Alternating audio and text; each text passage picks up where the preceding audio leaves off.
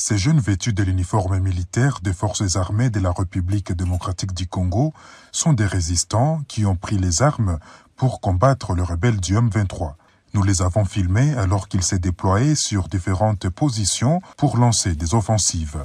Héritier Ndangue, porte-parole du groupe armé Alliance du peuple pour un Congo libre et souverain, affirme qu'il se comporte bien au front et révèle que certaines localités occupées par les rebelles du M23 ont déjà été récupérées, sans compter du matériel militaire.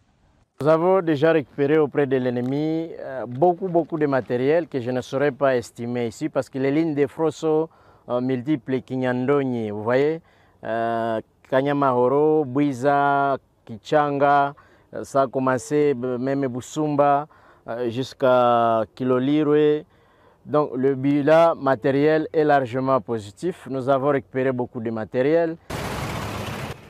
Depuis que le territoire de Massissi est passé sous le contrôle des jeunes résistants, la circulation sur la route Goma-Kichanga, un important axe de desserte agricole, est redevenue normale.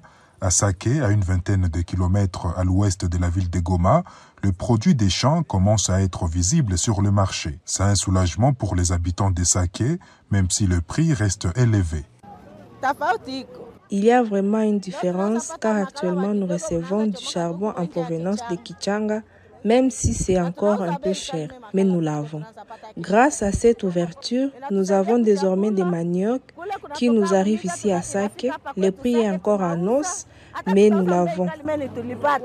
Sur la route Saké-Kichanga, la circulation est normale et les conducteurs sont dans la joie car exemptés par des taxes exigées par les rebelles du M23. Nous sommes très heureux car nous avons longtemps été maltraités par les rebelles du M23. Ils exigeaient $500 par camion. Nous ne savons pas où va l'argent. Maintenant que les Wazalendo ont pris le contrôle, nous sommes très contents. Ils ont ouvert la route. Nous sommes contents et nous les soutenons. Bien que de nombreux Congolais semblent soutenir l'engagement de ces jeunes groupes d'autodéfense, plusieurs analystes et experts des Nations Unies s'inquiètent de la multiplicité de ces groupes d'autodéfense armés locaux, Wazalendo, qui pourraient, selon eux, provoquer un nouveau cycle de violence. Zanem Netizaïdi pour VOA Afrique, Goma.